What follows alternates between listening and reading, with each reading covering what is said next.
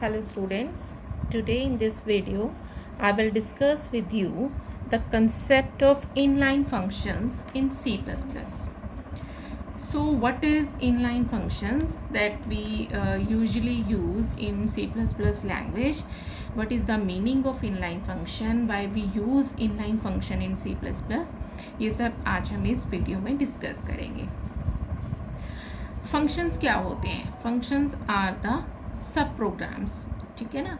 तो फंक्शंस हम कब यूज़ करते हैं? जैसे कुछ स्टेटमेंट्स हैं, 2 और 3 स्टेटमेंट्स हैं जो मुझे फ्रिक्वेंटली बार बार अपने प्रोग्राम में एग्जीक्यूट करनी है. तो हम क्या करते हैं, उन 2 और 3 स्टेटमेंट्स का एक सब प्रोग्राम टाइप बना लेते हैं. प्रोग्राम के अंदर ही एक फंक्शन क्रिएट कर लेते हैं और जितनी बार जहाँ पर वो स्टेटमेंट्स हमें एग्जीक्यूट करनी है, हम क्या करते हैं, उस फंक्शन को वहाँ पर कॉल कर लेते हैं. ठीक है. तो अगर सपोज़ करो 4 स्टेटमेंट्स हैं जो मुझे फ्रिक्वेंटली यूज़ करनी है, फ्रिक्वेंटली एग्जीक्यूट करनी है, और सपोज़ करो वो 4 स्टेटमेंट्स मुझे अपने प्रोग्राम में 3 टाइम्स एग्जीक्यूट करनी है. ठीक है. डिफरेंट पार्ट्स में मुझे वो 4 स्टेटमेंट्स एग्जीक्यूट करनी है. सो व्हाट आई डू, मैं एक फंक्शन क्रिएट करूँगी उन 4 स्टेटमेंट्स का, और प्रोग्राम में जहाँ 3 स्पेसिस पे डिफरेंट पार्ट्स में मुझे उन स्टेटमेंट्स को एग्जीक्यूट करना था, वहाँ पर हम फंक्शन को कॉल कर लेंगे. इससे क्या होगा, वो जो मुझे 4 स्टेटमेंट्स 3 टाइम्स लिखनी थी, मीन्स मुझे कितनी लिखनी थी स्टेटमेंट्स 12. 4 स्टेटमेंट्स को मैं 3 टाइम्स लिखूँगी तो वो टोटल कितनी स्टेटमेंट्स हो जाएंगी, 12 स्टेटमेंट्स हो जाएंगी. वो 12 स्टेटमेंट्स की जगह हमने क्या किया है, 4 स्टेटमेंट्स का एक फंक्शन बना दिया. इससे मेमोरी स्पेस जो है वो सेव हो गया. ठीक है ना. 12 स्टेटमेंट्स की जगह हमने 4 स्टेटमेंट्स बना दी. So function in a program save some memory space. Okay, but it takes a lot of extra time in execution. ठीक है ना. अभी आपने भी आप as you know better that there is the concept of time space trade off. अगर मैं space को सेव करती हूँ, मेमोरी स्पेस को, तो कहीं ना कहीं हमें टाइम का सेक्रीफाइस करना पड़ता है, और अगर हम एग्जीक्यूशन टाइम को रिड्यूस करते हैं तो कहीं ना कहीं हमें स्पेस के लिए सेक्रीफाइस करना पड़ता है. ठीक है ना. तो यही चीज़ यहाँ पर हो जाएगी. हम मेमोरी स्पेस को तो बचा रहे हैं, 12 स्टेटमेंट्स की जगह हमने एक फंक्शन क्रिएट कर दिया 4 स्टेटमेंट्स का और उसे 3 बार कॉल कर लिया. बट क्या होता है, हमें एग्जीक्यूशन टाइम जो है वो लिटिल बिट बढ़ जाता है. वो कैसे बढ़ता है, जब हमारा फंक्शन कॉल होता है, ठीक है, तो कंट्रोल कहाँ जाता है, फंक्शन कॉल से फंक्शन बॉडी पे जाएगा. ठीक है ना. तो जंपिंग टू द फंक्शन, ये हमारी एक एक्स्ट्रा स्टेटमेंट हो गई जो एग्जीक्यूट करनी होगी मुझे. कंट्रोल को वहाँ ट्रांसफ़र करने के लिए एक स्टेटमेंट कुछ ना कुछ एग्जीक्यूट होगा ना, माइक्रो इंस्ट्रक्शन एग्जीक्यूट होगी. सेकंड, जो प्रीवियस हमने कोई रजिस्टर्स होते हैं, हमारे टेम्परेरी रजिस्टर्स होते हैं सीपीयू में, जिसके अंदर टेम्परेरी रिजल्ट्स हैं या वेरिएबल्स की वैल्यूज़ हैं, उन सबको हम सेव करते हैं. ठीक है. जो हमारे आर्ग्यूमेंट, जब हमने फंक्शन को कॉल किया है तो फंक्शन कॉल में जो आर्ग्यूमेंट्स हम पास करते हैं, उन आर्ग्यूमेंट्स को हम स्टैक के अंदर पुश करते हैं. ठीक है. एंड फोर्थ वन, पूरा का पूरा फंक्शन एग्जीक्यूट करने के बाद फिर से हमें कहाँ पर जाना होता है, जहाँ पर हमने फंक्शन को कॉल किया था, returning to the calling function. तो these 4 statements, these 4 instructions, these 4 micro instructions are executed every time when we call a function. तो ये हमारी एक्स्ट्रा ओवरहेड हो जाती है when we use a function in a program. Clear.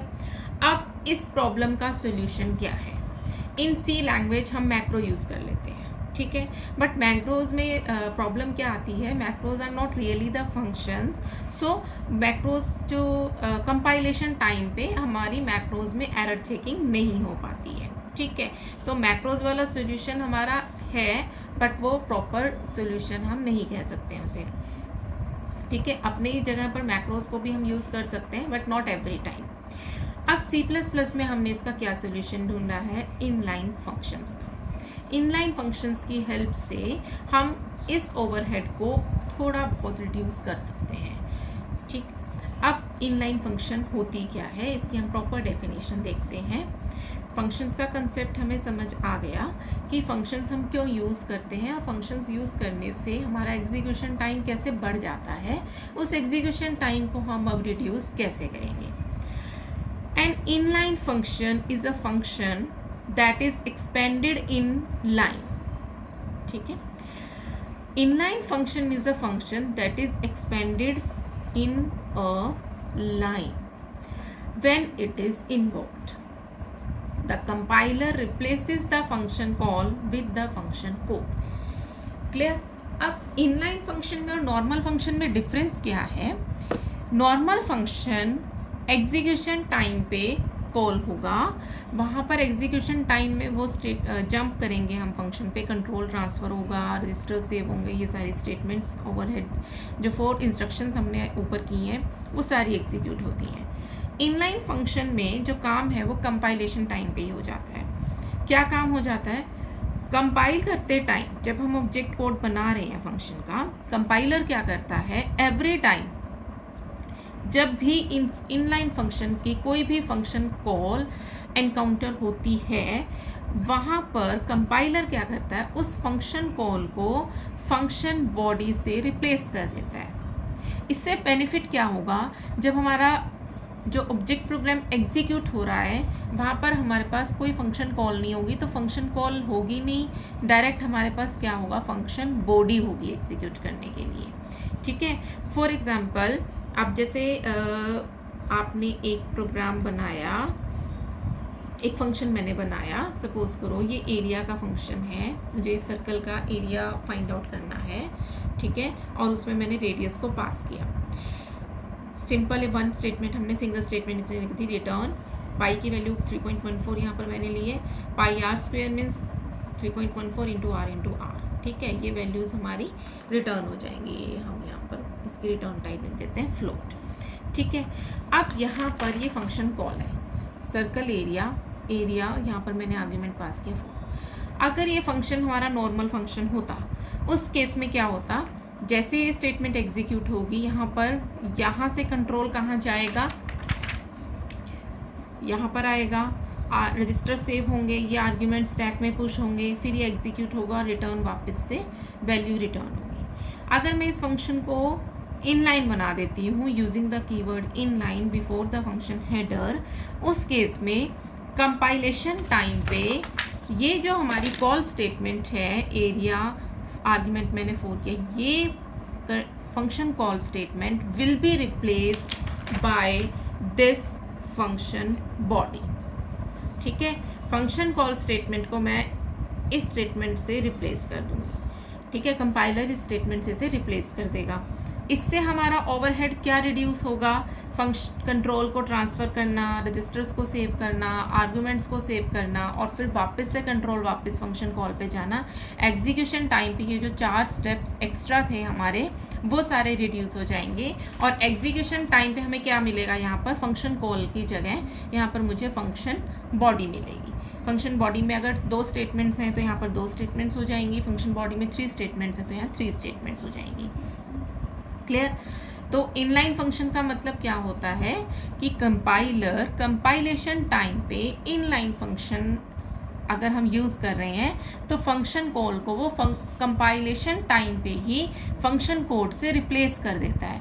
और अगर कोई फंक्शन नॉर्मल फंक्शन है, उस केस में कंपाइलेशन टाइम पे वो रिप्लेस नहीं होता है, एग्जीक्यूशन टाइम पे आपका कंट्रोल जो है वो फंक्शन पे ट्रांसफ़र होता है, फंक्शन एग्जीक्यूट होता है और कंट्रोल वापस से फंक्शन कॉल पे जाता है. तो कंट्रोल का ट्रांसफ़र करना फंक्शन कॉल से फंक्शन बॉडी पे, फिर फंक्शन बॉडी से फंक्शन कॉल पे, वो सारी जो ओवरहेड है वो इनलाइन फंक्शन की हेल्प से हमारी रिड्यूस हो जाती है. अब इम्पॉर्टेंट पॉइंट्स जो हमें याद रखने हैं in case of inline function is that जब हम एक क्लास क्रिएट करते हैं C++ में, तो क्लास के अंदर जब हम किसी भी मेंबर फंक्शन को डिफ़ाइन करते हैं, that is by default an inline function. तो बाय डिफ़ॉल्ट कंपाइलेशन टाइम पे ही जो हमारे मेंबर फंक्शंस होते हैं इनसाइड द क्लास, वो फंक्शन कॉल को फंक्शन बॉडी से रिप्लेस कर देते हैं. Every function defined inside the class is by default inline. ठीक है. इसमें अगर हम कीवर्ड इनलाइन नहीं भी लिखते हैं तब भी कंपाइलर उन्हें इनलाइन ही ट्रीट करता है. Now second point is important to remember, the inline keyword sends a request to the compiler to make or treat this function as inline. Clear. जैसे मैंने किया कि इन लाइन, और ये मैंने एक फंक्शन लिख दिया एरिया इंटीजर ए, ठीक है, फ्लोट रिटर्न टाइम, और यहाँ पर मैंने 4-5 स्टेटमेंट्स लिख दी, 5 या 6 स्टेटमेंट्स लिख दी, ठीक है। 5-6 स्टेटमेंट्स का फंक्शन है, मैंने इसको इनलाइन बना दिया, और मेन प्रोग्राम में मैंने इस फंक्शन को 2 बार कॉल कर दिया, एक बार यहाँ, फिर 4-5 स्टेटमेंट्स, और एक बार यहाँ, ठीक है। अब इनलाइन फंक्शन का कंसेप्ट क्या होता है, फंक्शन कॉल को वो फंक्शन बॉडी से रिप्लेस कर देता है। अगर कंपाइलर इसे 6 स्टेटमेंट्स में रिप्लेस कर देगा तो 6 स्टेटमेंट्स यहाँ ऐड हो गई, 6 स्टेटमेंट्स यहाँ ऐड हो गई। कुछ बेनिफिट नहीं होगा यहाँ फंक्शन को क्रिएट करने का, क्योंकि जितनी नंबर ऑफ स्टेटमेंट्स मैंने रिड्यूस की थी उतनी ही number of statements compilation time पे ही मेरे पास आ गई।